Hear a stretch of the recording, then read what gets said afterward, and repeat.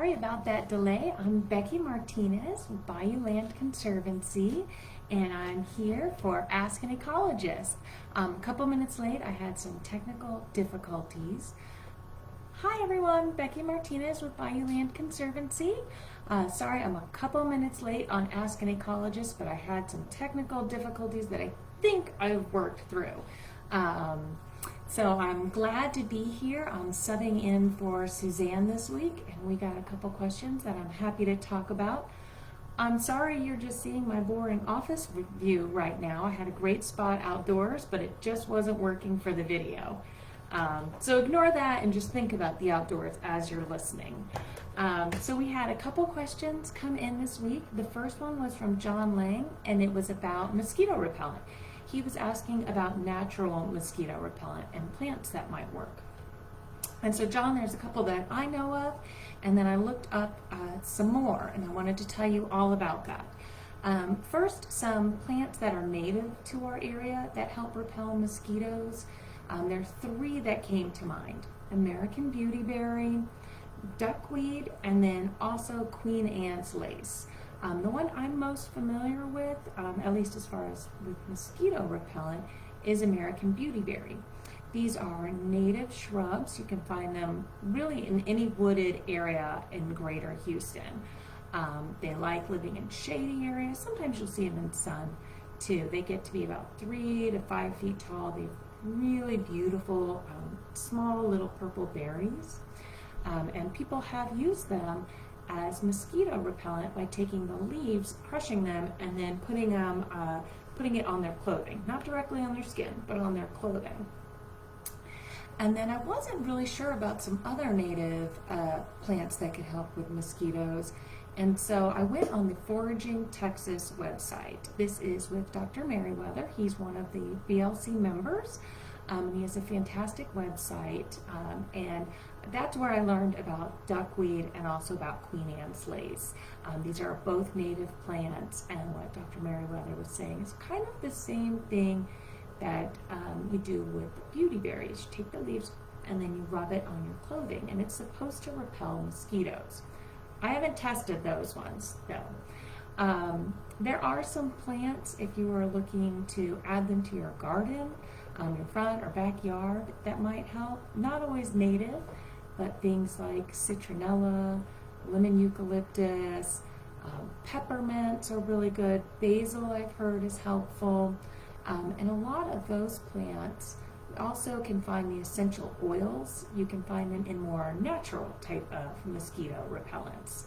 I know that I've personally used ones with citronella, and they work, I'll say, pretty well. And so I did some more research into it, and what I found out is that these essential oil type of repellents, while they're pretty effective at repelling mosquitoes, they're very short-lived because they evaporate quickly.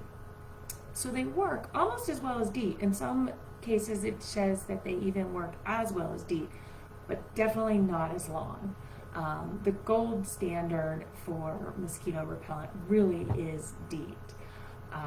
But another trick that I've learned in the last couple of years from one of our BLC members is to use permethrin.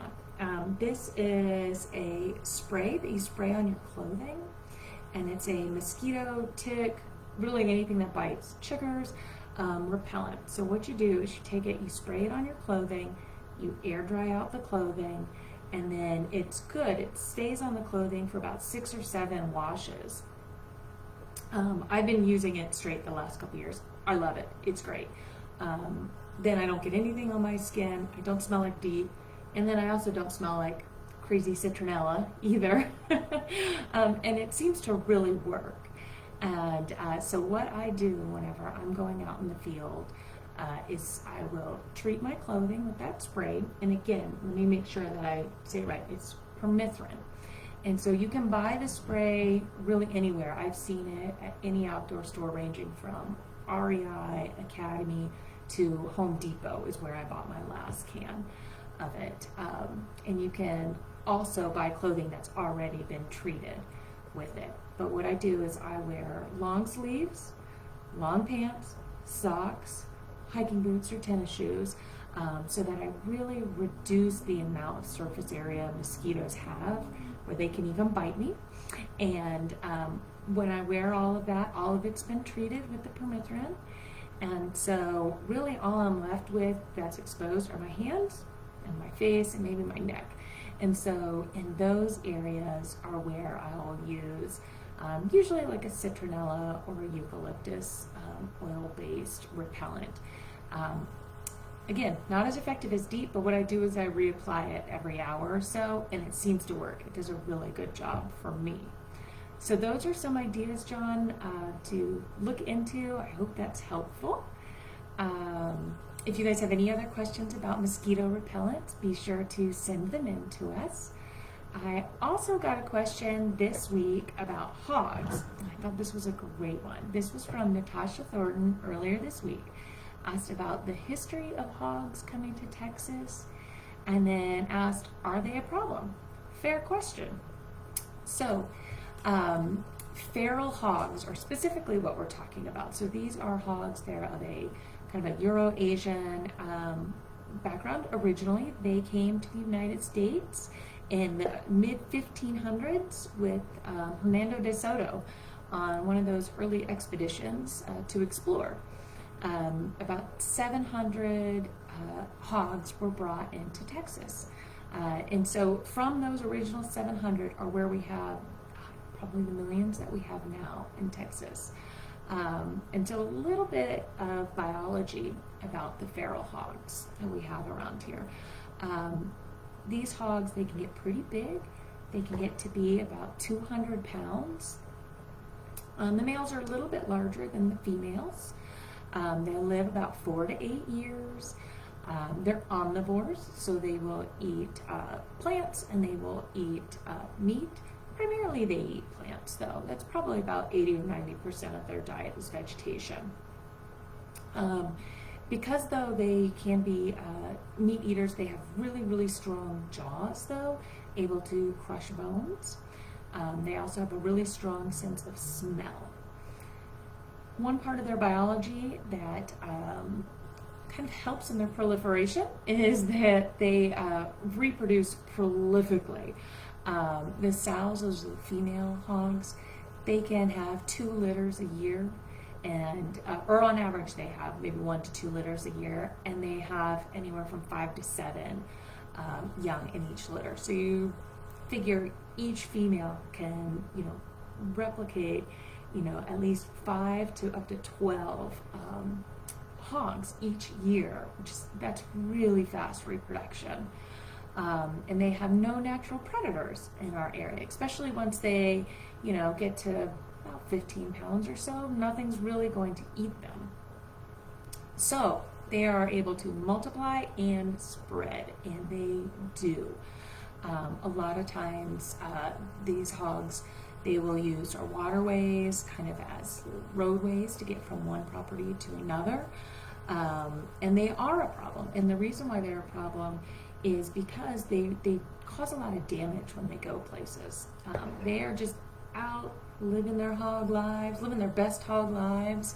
And as they're doing that, they are eating their way through lands, through agricultural lands. It's estimated that they cause about $52 million of damage to livestock and crop fields. That's just the damage that they cause. And what they're doing to damage those areas is they're doing their natural instincts. They're rutting up the land. When they're rutting the land, they are looking for food to eat. They're also digging little wallows. So they'll dig holes in the soil, especially in wetland areas, and get water in those holes, and that's where they will cool off. So as they're digging up those areas, they're digging up fields that cattle might be feeding on, or they're digging up crop fields.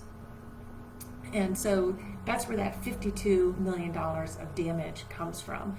And that doesn't even include the cost that folks are having to pay to then try to control the hogs. That's just to make up for the damage. Control is estimated at several more $1 million. And so even in areas without agricultural fields, they're causing problems. along some of our riparian corridors. So those are areas along streams. You'll find hog damage, and that's because they're moving up and down the streams. They are going into the wetlands and running them up to wallow in them to cool down. They're in these areas because they're good food sources, lots of trees and lots of plants, and associated animals are in this area for them to eat. And as they're running around and disturbing the soils, they're also causing problems to water quality. By disturbing those soils along streams, they're allowing the stream banks to slide into the stream. So your streams are changing shape. Then you're getting sedimentation into the streams.